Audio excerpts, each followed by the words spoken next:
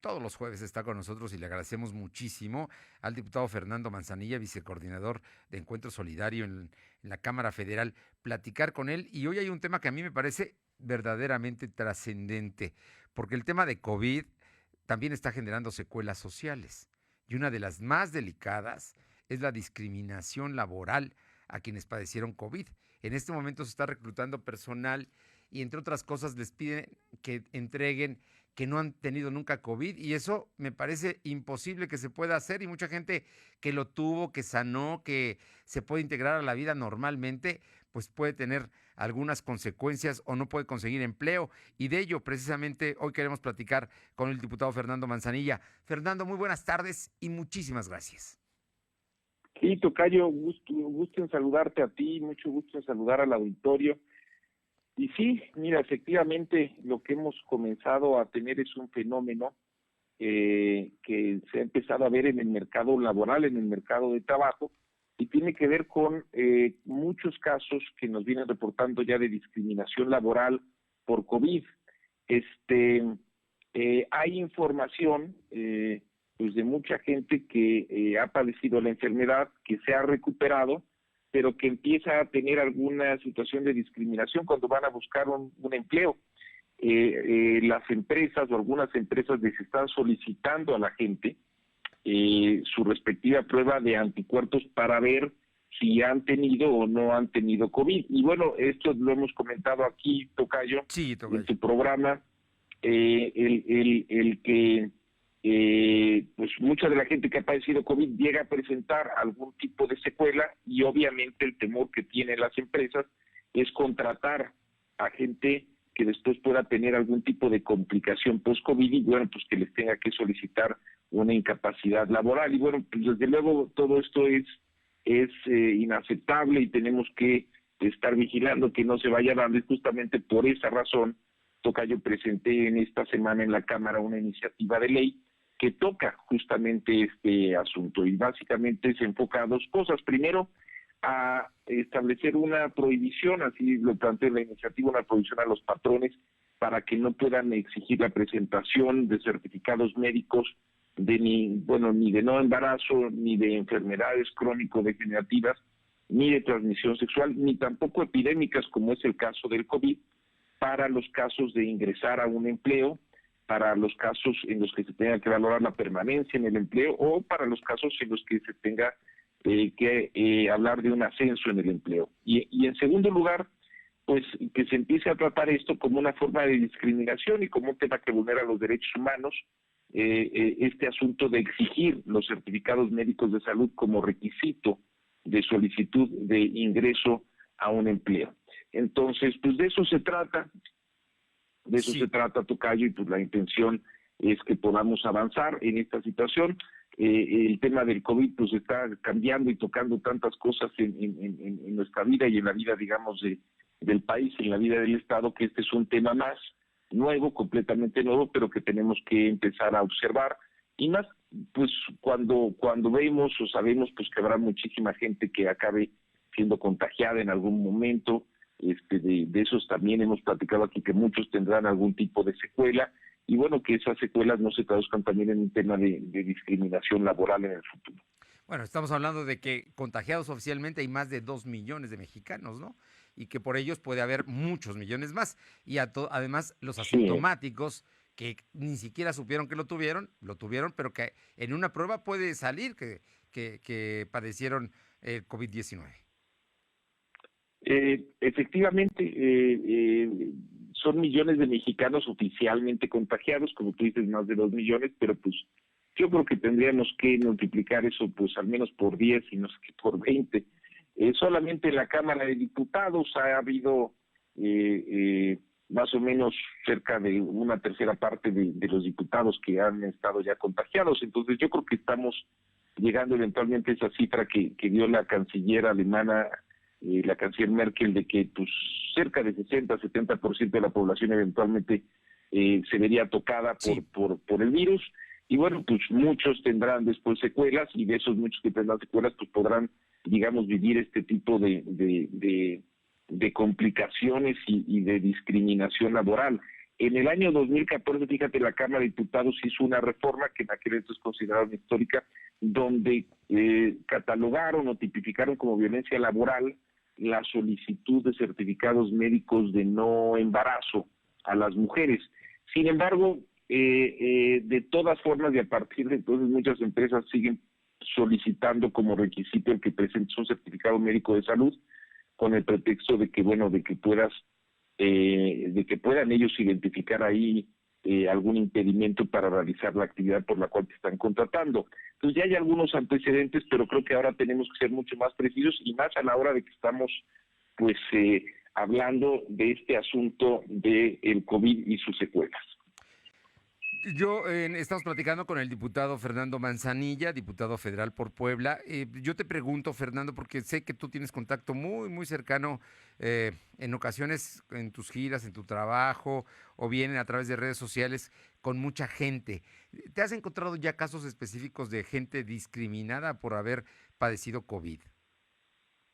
Sí, justamente este asunto surgió a partir de eso, a partir de algunos casos de gente pues que nos comentó y bueno, pues que nos hizo referencia a que ellos habían tenido ya algunos casos de empresas que estaban, digamos, haciendo en las solicitudes de empleo, la solicitud, digamos, de que llevaran su prueba, digamos, bueno, ¿cómo se llama este tema? Cuando te quedas, digamos, con los casos, digamos, ya después de que tuviste el COVID, que te quedas con anticuerpos, prueba de anticuerpos, para que en función de eso, pues valoraran, digamos, ya su entrada o no. Entonces, y la verdad es que necesitamos ser ya mucho más precisos, necesitamos ver cuál es la forma en la que podemos eliminar este tipo de restricciones, porque son restricciones laborales y que tienen que ver un poquito con esta situación, digamos, de discriminación. No hay a la fecha ninguna norma que prohíba a las empresas o a los empleadores el solicitar este tipo de certificados médicos para la gente que está solicitando el trabajo. Y bueno, por el propio hecho que yo te digo de la cantidad enorme de gente que va a estar con secuelas, creo que lo que estamos empezando a ver pues es en estos momentos es un aviso de seguramente muchos más casos que vamos a ver en el futuro, y por eso pues la idea es adelantarnos y ir generando, digamos, una alternativa para que evitemos a través pues, de algunas estrategias, como en este caso esta iniciativa, estas situaciones que pudieran provocar un problema grave de discriminación laboral hacia adelante. Pues, me parece muy, muy trascendente. Creo que es un asunto que va a ser determinante para el futuro, precisamente cuando pase toda esta etapa. Y ya ahora mismo que si se reactiva la economía, que empiecen a generar contrataciones y que no sea una limitación el hecho de haber padecido COVID, porque además simple y sencillamente te da, si no uno no lo anda buscando, por más que te cuides te llegas a infectar, ¿no? No nos queda de otra, tocayo, es la Sí. realidad en la que vamos a vivir, y además pensando que tenemos pues ya más o menos un año con la pandemia, y yo creo, y también lo hemos dicho acá, que seguramente vamos a estar viviendo con esta realidad al menos un año más, y me refiero a que el programa de vacunación pues seguramente será un programa largo. También pues no sabemos cuáles van a ser los efectos, digamos, de la propia vacunación, no sabemos los efectos de las nuevas cepas que van generándose, es decir, de variaciones o variantes del virus que pudieran, digamos, generar nuevas formas de la misma enfermedad, que a lo mejor tuvieran problema de no ser posible, digamos, de no ser posible, digamos, ser tratadas con las vacunas actuales. Entonces, todo esto nos lleva a pensar que vamos a vivir, pues yo creo que al menos un año más. Yo por eso calculo que hasta el 2022, por ahí de Semana Santa, tendremos que estar listos. Es un año más, pues con muchos de estos retos, y seguramente será un año más donde todos estos temas de los contagios y las secuelas post-COVID y todo lo que implica en nuestra vida, pues será determinante. Por eso nunca es mal momento también, pues para pedir, solicitar, recordarle a la gente que pueda tomarse con mucha seriedad este asunto, que no bajemos la guardia y que sigamos protegiéndonos, bueno, pues como lo venimos haciendo hasta ahora. Diputado Fernando Manzanilla, antes de concluir, yo sé que tienes una agenda muy apretada, pero antes de concluir, sí quisiera tocar un par de temas rápidamente. Uno es el asunto de la solicitud de desafuero que presentó la Fiscalía General de la República contra el ex gobernador, contra el gobernador, actual gobernador de Tamaulipas, Francisco García Cabeza de Vaca. Eh, es, es un asunto que, digo, hace mucho que no se daba y que le tocará a los diputados votar. ¿Cuál es la percepción que se tiene? ¿Qué va a pasar con este asunto? Porque además pareciera, algunos lo han identificado como un asunto más político que verdaderamente de perseguir delitos como la delincuencia organizada. Bueno, ese tema entra a lo que se llama la sección instructora dentro de la Cámara, y tú sabes que la Cámara de Diputados pues puede remover el fuero de aquellos funcionarios que tienen el fuero, ¿no? Que tienen fuero. Sí, ¿Quiénes tienen fuero? Normalmente, bueno, pues lo tiene, bueno, lo tenía el presidente de la República, pero se hizo una reforma, digamos, legal para eliminarlo, a petición incluso del propio Ejecutivo. Hoy en día ese fuero pues lo tienen los legisladores, los diputados federales, los senadores de la República, algunos estados, la mayoría de los estados, digamos, los diputados locales también tienen ese fuero, y lo tienen también los gobernadores, que son electos también, digamos, por la mayoría de la gente en sus respectivos estados. Lo que está planteando la Fiscalía General de la República es que van a presentar, digamos, esta solicitud de desafuero para que la Cámara de Diputados pueda revisar las pruebas que ellos están presentando. Entiendo además pues que ya llevaron un montón de documentación, de cajas de documentación con la denuncia. En función de eso, la Cámara de Diputados valora si se trata de un tema que efectivamente pues hay fallas legales, delitos que se hayan cometido por parte del gobernador, y si así lo determina, pues pasa a votación del Pleno, de la totalidad de los diputados, y con la votación de la mayoría, es decir, del 50% más uno, se puede, lo que se dice, desaforar, quitarle el fuero constitucional, que implica ya que, como cualquier otro ciudadano, pueda ser juzgado y procesado por delitos que hubiese cometido, ¿no? De eso se trata. sí. Yo creo que estamos en una parte pues todavía inicial. Claro que esto pues se va a politizar mucho. Tú sabes que él es un gobernador del PAN, entonces pues ya se dijo perseguido. El PAN seguramente dirá pues que es un tema de persecución política. Pues seguramente yo pensaría que esto pues va a llevar un rato. No creo que vaya a ser algo muy rápido, pero pues seguramente llevará un rato. El hecho también de que desaforen a un gobernante, en este caso un gobernador, tampoco implica ya que sea culpable o que sea declarado culpable. Simplemente lo único que implica es que va a poder, como cualquier otro ciudadano, pues tener un proceso legal, y ya ante el juez definirá pues lo que procede. Sí. No implica tampoco que se declare culpable, simplemente indica que su caso puede ir ya ante la justicia y será procesado pues como cualquier otro ciudadano. Finalmente te pregunto, tema de las mujeres. El próximo lunes es el Día Internacional de la Mujer. ¿Cuántos pendientes tenemos con ellas, diputado Manzanilla? Este es un asunto siempre delicado y bueno, como todos sabemos, se hacen reformas, se hacen leyes, pero el tema cultural sigue pesando demasiado en todo esto, que es la relación y el trato que le damos a las mexicanas. Sí, mira, Tocayo, yo creo que tenemos muchos pendientes históricos con las mujeres. O sea, México finalmente es un país, digamos, que adoleció de tener una cultura machista, podríamos decir, y yo creo que en México, como en muchos otros lados del mundo, siempre pues las mujeres han tenido que ir luchando por sus derechos, y los han ido, digamos, logrando poco a poco, para generar una mayor igualdad.